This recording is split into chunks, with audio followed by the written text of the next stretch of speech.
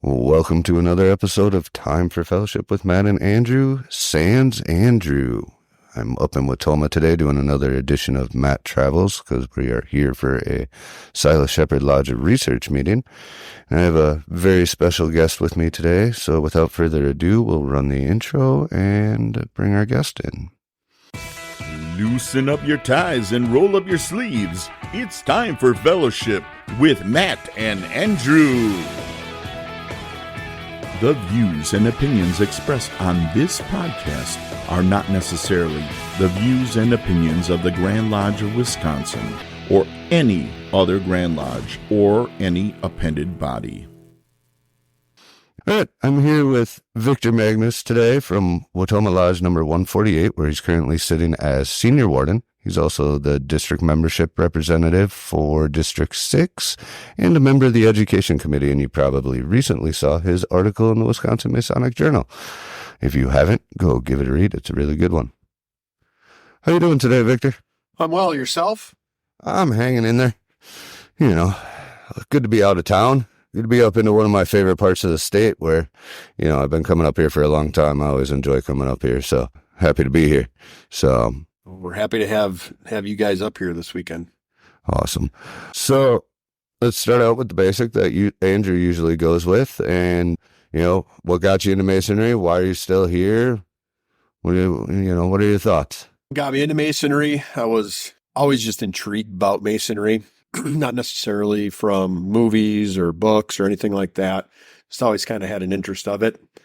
Didn't know anybody, or I believed I didn't know anybody that was in Masonry. Was in a fraternity in college, very actively involved, very heavy on leadership. Really got a lot out of that. Then as my time with the military was getting ready to kind of end, I said, I'm going to have some time. Let's fill that time again because I can't sit idle. So that's when I had reached out to the Wautoma Lodge. 3 times I sent an email, actually, and no response. And I said, oh boy, 3 knocks, I guess. That, Right, yeah. It doesn't work for me. So then I started researching a little bit more and was talking to my military commander at the time, Chris Philpott. He's Twin Cities, Beja, and a few other things. Didn't know any of that at the time about Masonry and indicated he was a brother. So he ended up being my bottom line signer on my petition once I did get connected with the Wautoma guys at a Business After 5 event. And I kind of said, hey, I emailed you. We have an email? Oh, yeah. So we started the process, kind of that early conversation in 2019, raised in October of 19. I posted the next day. I put my uniform and boots on and deployed to Ukraine. So really didn't get to do much other than the degrees and coming for the meals. Went to Europe, came back, obviously COVID, and kind of filled in the junior deacon chair, and everything was entered apprentice. And it's kind of one of those things that I really got to learn the foundations as I started in Masonry. So I was really looking for that brotherhood, that part of being something bigger than myself and improving myself. So that's what kind of got me into Masonry where we're at today. Keeps me coming back is honestly just the brotherhood and the connections and the bonds that we make with one another. Personally, I feel that men don't have a strong outlet for connecting with other men. And this is an organization that does nothing but promotes that type of activity as long as you take vested interest in it. And so that's what keeps me coming back. I've made wonderful friends out of this that I probably would never have met in the community, or yourself, or on the walking, you know. But so it's something I truly enjoy. Right. No, and I agree. And there's been a lot of interesting studies coming out lately about the male loneliness epidemic in the younger generations. And I think Freemasonry could actually have a really big impact on that if we put ourselves out there in the right ways to try to attract some of these younger guys. Yeah, and I think so. I think that you're right on it. And, you know, the DMR position, when that got created, and obviously those maybe that are listening that don't know what that is, it's district membership rep, where a gentleman or someone is inclined and interested in Masonry and they fill out the contact me now type form. They go through a series of questions, they get filtered out, an initial screening, and then they get sent out to a district membership based on their zip code. And then we make contact, we pre-screen, we do background checks, etc., have these conversations and find out, is Masonry in their heart, Right. So we're really that first person that they get to have a conversation with. And when I got asked to do it, I was like, yeah, I know what it feels like to knock 3 times and hear no one was on the other side of the door. You had a personal experience and maybe like a little bit of a chip on your shoulder about it. You were like, I'm going to fix this problem. Yeah, right. So it ties into a lot with my, my civilian profession and in sales and that sort of stuff. So, and I have those conversations, and there's just so many men of all ages that are looking for something bigger than themselves. They did a lot of introspection during the pandemic. And I think we started to see the uptick. Grand Lodge has done fantastic work on promoting Freemasonry and trying to put us at the forefront, because there's so much negative information out there. And the only way to get the true, honest information about our fraternity, unfortunately, is to have to spend money to provide ourselves Google results, et cetera, and those sort of things. And they've been doing a great job. And obviously we're continuing to grow. And we've had a number of men here in Wautoma that have come in through the DMR process. So it's been beneficial to, I think, not every lodge, but the majority of lodges, I think, in the state. So. Right. And that's awesome. And you bring up some interesting stuff in there with like getting ourselves out there more and trying to dispel some of the negative myths. And I think, making sure we pop up on the top of Google search results is a huge thing. But I also think it's a responsibility of us as brothers to put ourselves out there, act like Masons all the time, and, throw on a ring, throw on a hat, throw on something. And if somebody asks you about it, don't like give them the cold shoulder, like actually engage a conversation. Yeah, it's that marketing aspect. Like I said, I thought I didn't know any Masons. Well, here, my commander, we're a command team. I'm the first sergeant. Right. He's a Mason. No clue, right? Chris is, he's our age. He's in his 40s. Lloyd, brother of the lodge here, dated his daughter in high school. I had no idea that Lloyd was a Mason all those years. He's a 40-plus year Mason. Right.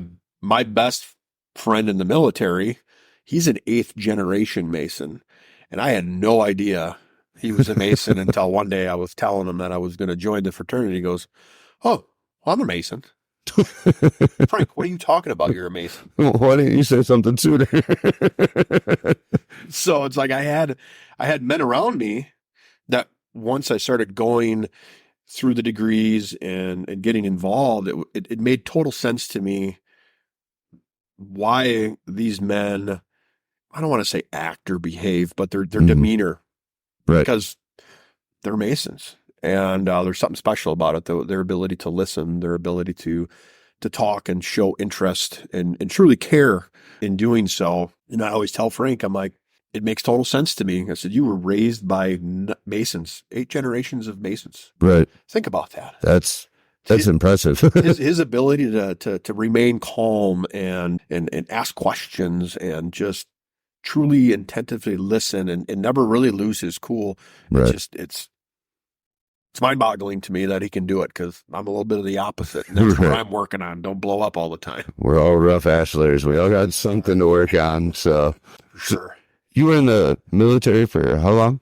I enlisted in 2000 and retired in 21. So just over 21 years I did that. So I was a mix of Wisconsin National Guard, active duty and that kind of stuff. So Gotcha.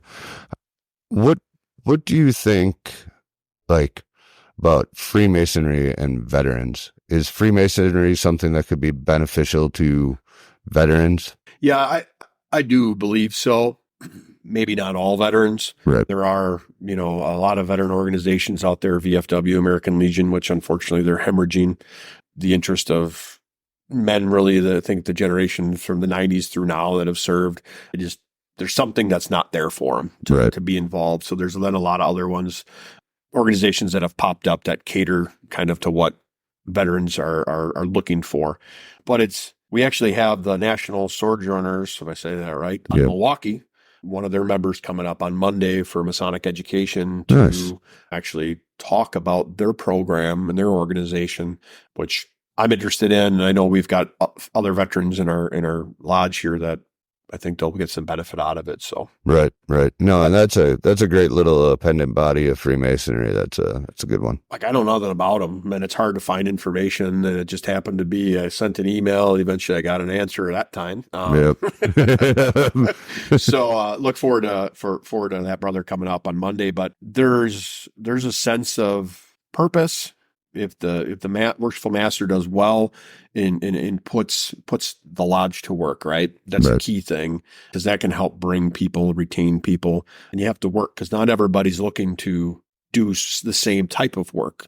You got guys that may be really involved that want to learn the ritual and they're great at memorization work, but then I might have a guy who he's a stellar guy in the finance area, and let's get him managing the budget. Let's get him managing our investments. And we've got someone who's really good and likes setting up web pages or managing that kind of stuff. So you can find, and I think that doesn't happen often enough, men who have talents. And we need to utilize those talents in our lodges, I think, a little bit more to make them stronger. And veterans bring a lot of that to the mix because they've got a drive for success. So right, I would agree with you, and I feel like that's reflective of leadership and good leadership is being able to figure out who has what strengths and weaknesses and make sure you get them into the right spot, or if they want to be in another spot, how you can strengthen their weaknesses to make it work for them, right? And it's a lot of mentorship. Yep. I mean, Freemasonry, I think, is mentorship. I think a lot of times the term leadership, it gets thrown around, and we mentor one another. We've got guys in their 20s and members who are, I want to say he's about 90 now. I mean, you want to talk about life experience and the ability that man can provide to us. Because he's had trials, he's had tribulations, he's had marriage, he's lost his spouse. The mentorship you can gain in conversation is there, but you've got to be able to lead, direct people as they work, and there is leadership to it. But I think sometimes we focus a little. I feel the fraternity as a whole focuses on it a little bit too much. Gotcha. Because you have men that just don't want to lead. Right. Same thing was like that in the military. I had guys that never wanted to get promoted. They wanted to be where they were at because they enjoyed it and they were good at their job, but they're forced to be promoted or get out. Right. So you have men in lodges that don't sit in the chairs or don't go on the line. And those are the guys that you got to find things, I think, really to remain engaged and involved. So. Well, you always get those guys that just, wanna chill, just want to come hang out. We have one at Lake that always comes with a past master from 1994. So, and the two are peas in a pod. We refer to them as Waldorf and Stadler but one of them's been a past master for 30 years now because he sat in the East back in 94, and the other guy never took a line position, but he's there at every stated meeting. Yeah. And it's like, you can't discredit that. Like, if somebody just wants to come hang out and enjoy the brotherhood and the fellowship and live a Masonic life, okay, that's fine. That's all we ask. and you guys talked about the obligations in earlier episodes, correct? The charges. Okay. Yep. It was the charges. So, and if and you go back to those episodes, if you haven't, go listen to those and get into your cipher and you read them, you start to realize we are charged with being present. Yep. That's one of the first orders we're given from the East is to be present as often as you can. There will be better and more informed brother and will support you, right? And here he is, and he's soaking it up. That guy could probably DH anywhere in the line if he wanted to. He probably could. But he's present. He's fulfilling the obligation. He's fulfilling, that charge of what he was directed to do. And I think that's fantastic. And you celebrate stuff like that for sure. Right. And, you got the two of them who have clearly been best friends for who knows how long now and are always there together and sitting together. And, they're great with new guys coming in and stuff like that. And it's like, do your thing, guys. Really, I mean, if you think about it, they're, we talked, I think, a little bit last night at dinner about it, is you get in the line and you're going to get focused on your position and learning above, 1 to 2 positions above you as you're progressing, that you don't always have the time, and it's difficult to balance it sometimes to get over and work with those new interested members. Yeah. So having somebody that has that experience and that mentorship in your lodge, I think is fantastic. It's critical to engage and keep them invested. So awesome. Agreed, 100%. It's valuable to have members like that. I would agree with you that sometimes I feel like we put too much stress on people on getting in the line right away, moving through the chairs. You know, you're going to sit in the East one day, and the guy's like, I don't know if I want to. I don't even know if you give me 5 years if I'll be ready to. And I think that when you look at sometimes it's, most lodges, it could be 12 to 20 on average that are consistently coming to lodge, right? So you get a new guy. I feel that it's more valuable for years 1, 2, whatever, 3 to sit in those sidelines and observe and learn, because I as senior deacon, prepping for a master mason one time, and I'm going through the lines during practice, and it dawned on me, I'm like, whoa, hold on here. How did I never catch this before? Right. Because I was being forced to learn it. And there was a part where they all just kind of smiled at me and said, "It'll make sense when you complete Royal Arch this weekend." Yeah, there's always a caveat. Go get the rest of the story, right? Yeah. So when I completed, get through Royal Arch, and it was like, oh, here's the right. And talk about making Blue Lodge make sense. Oh yeah, it does fill it out, but it's then it comes back to time. I have an interest in doing more Royal Arch stuff. I just don't have the time currently. And I agree. Kind of stuff. So I agree. I'm part of the Scottish Rite, the York Rite, and the Shrine, and I'm like, never had anything. When I was junior warden, the Shrine met the night before, so I was always grocery shopping and stuff for making the meal the next day. And then senior warden was all prepping for this year. And now that I'm in the East, it's struggle to find time for the podcast sometimes. Like, to be honest, Andrew had to go and have a child and raise the duo. Right. Well, yeah. And, we found ways around that though. We're having fun. I like this whole little Matt Travels thing. It gives me an opportunity to come out here and have conversations with different people that maybe we would have access to in Milwaukee, because we can record over the phone, but that's not the same as sitting across from somebody and being able to look at each other while you have the conversation, right? Agreed for sure. And I think that actually touches on something that is unique to Masonry in today's day and age, is everything is so internet and electronic based, communication forums, everything else, what people do with their free time. And we offer that human connection that you can look somebody else in the eyes and have a conversation. That's a big deal, and that's some of that loneliness. I know you guys had shared that article, and it was like wildfire on every Masonic Facebook page out there. Yeah. Honestly, I didn't even read it. I just read this title and I went, yeah, I have these conversations with men who are interested in Masonry, right? And we provide a face-to-face, kind of like last night we talked about 7 liberal arts and sciences. You look at those, and especially grammar, rhetoric, and logic, the ability to effectively communicate as men. Yep. Share ideas, have discourse, even have disagreements, but yet remain open to the other person's view and hopefully learn from it. Right. We provide that. Right. Yeah. It's unique because face-to-face conversations doesn't have enough. And I see that a lot in my business where, this morning I got an email. Hey, can you just send me my insurance proposal by email?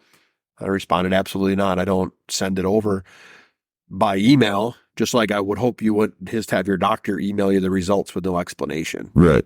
It's like there's a value in having a conversation and in that mentorship, and you have it here. You can have it here.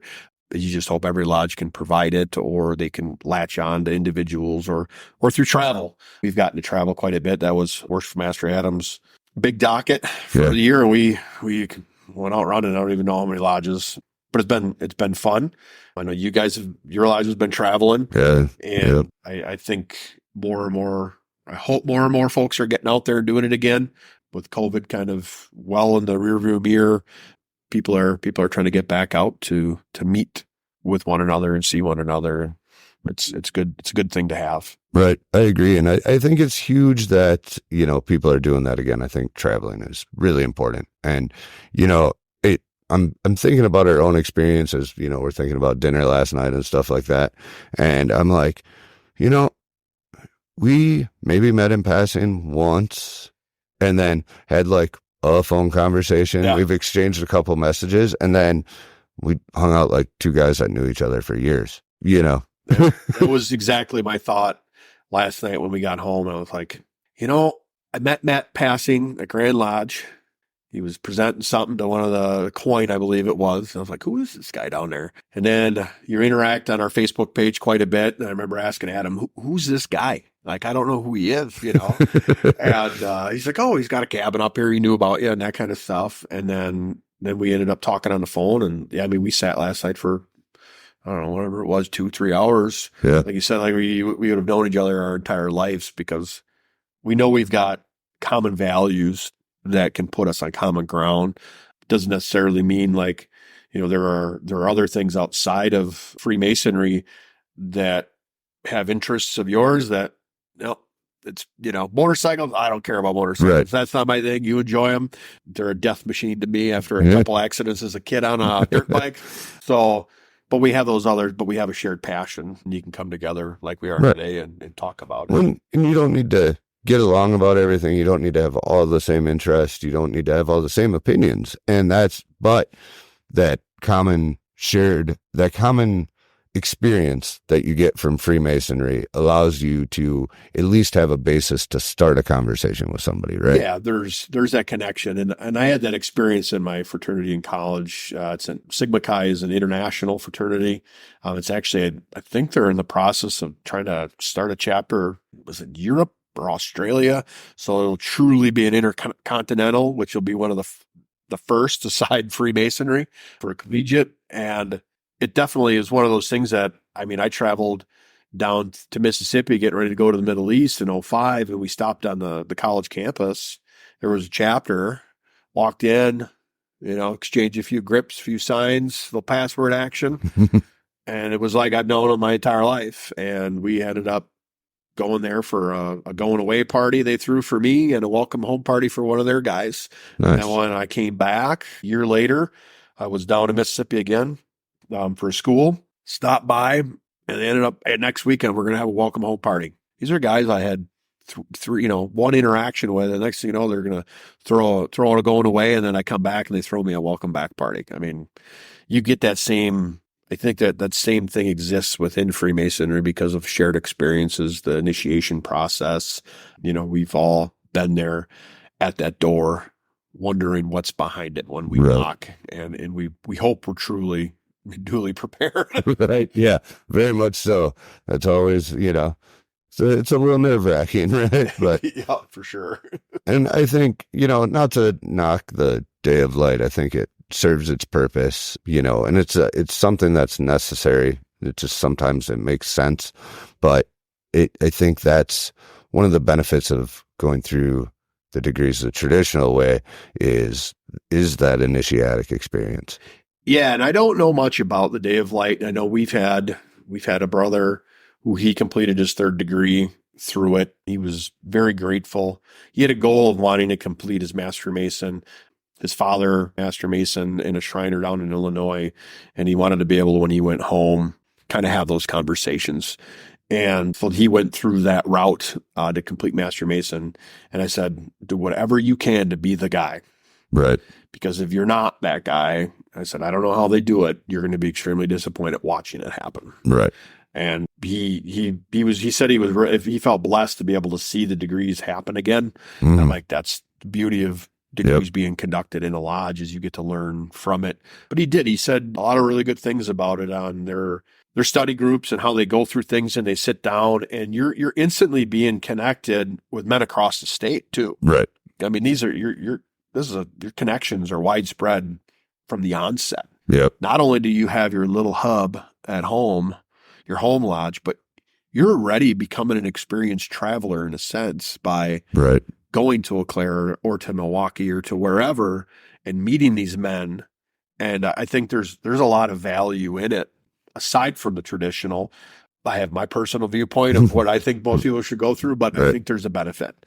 I think there is a benefit. And coming out of COVID, rusty on the degree work. Some men have not returned to the lodges for whatever reason. So you may have had some of those key players that just they were the rock maybe on your degree team, and guys have had to step up, and I think it's been a good filler, and I think it exposes the appendant bodies to some of these guys. Right, which isn't a bad thing. No, but comes back to give them a couple of years before you snag them up and right. kind of stuff. Yeah, hopefully you're always hoping that they spend a year or two in Blue Lodge and are active in Blue Lodge before they join an appendant body, or, honestly, like, I like to see guys active in their Blue Lodge, but just like with, you have guys that are really good at finances or what we were talking about earlier, that kind of stuff. You're going to have guys that the shrine is just what really appeals to them, or the York Rite's what really appeals to them. And